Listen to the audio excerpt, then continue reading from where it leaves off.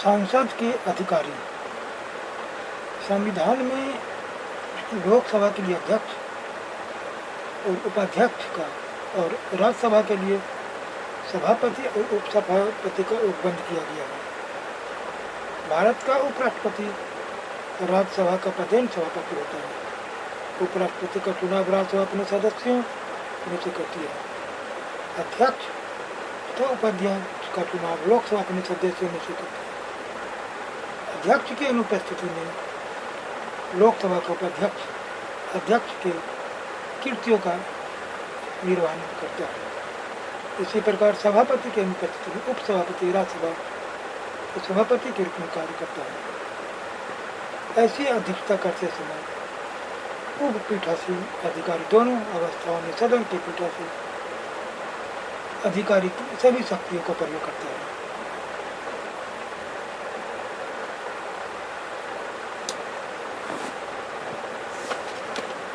अनुच्छेद 110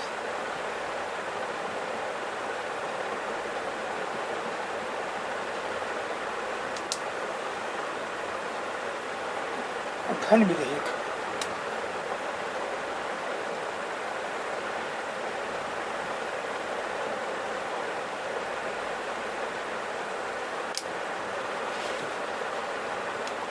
किसी विधेयक को धन विधेयक का प्रमाण पत्र प्रदान करने का अंतिम निर्णय अनुच्छेद 110 के अनुसार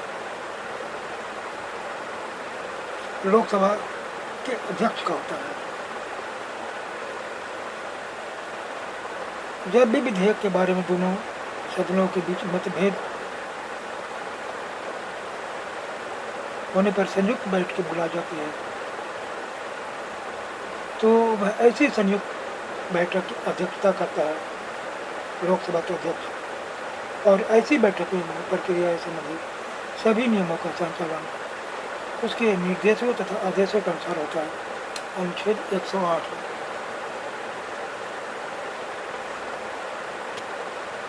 और 118 4 के अनुसार लोकसभा के अध्यक्ष या उपाध्यक्ष लोकसभा के सदस्य न रहने पर अपना पद रिक्त कर देता है। अध्यक्ष उपाध्यक्ष को लेख द्वारा अपना पद त्याग सकता है। उसे सदन के संकाल के द्वारा पद से हटाया जा सकता है, पर इसके लिए 14 दिन की सूचना देनी होगी।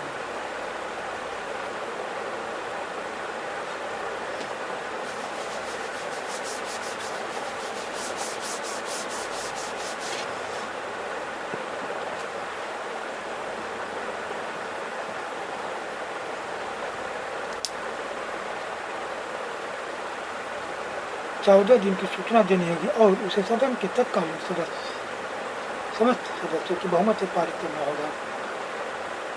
अनुच्छेद 94 के अनुसार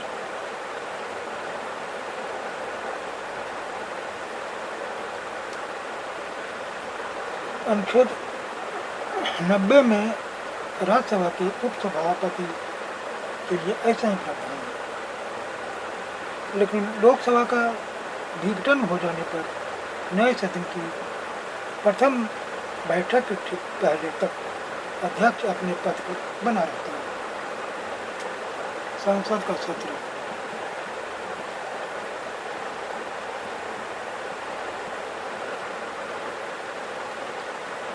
राष्ट्रपति समय समय पर संसद के प्रत्येक सदन को अधिवेशन के लिए बुलाता है, लेकिन अनुच्छेद 50 में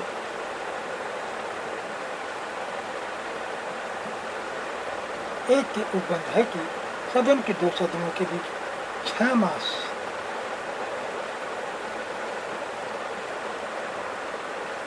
का अंतर नहीं होगा।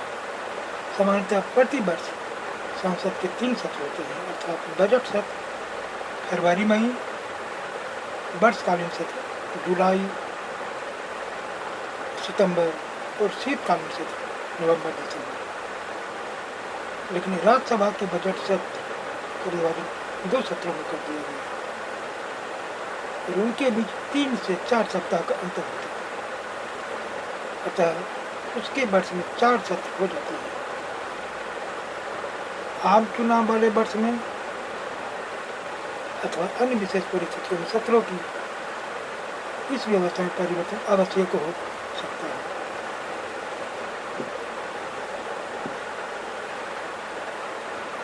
धन विधेयक को तथा अन्य वित्तीय विधेयकों को छोड़कर किसी भी विधेयक को किसी भी सदन में आरंभ किया जा सकता है।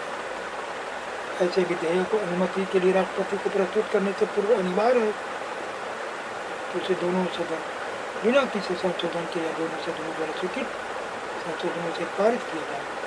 धन विधेयक को छोड़कर किसी अन्य विधेयक जैसा यदि दोनों सदनों के बीच कोई अंतिम असहमति हो जाए तो राष्ट्रपति मतभेदों को दूर करने के लिए सदनों की संयुक्त बैठक बुला सकता है। अनुच्छेद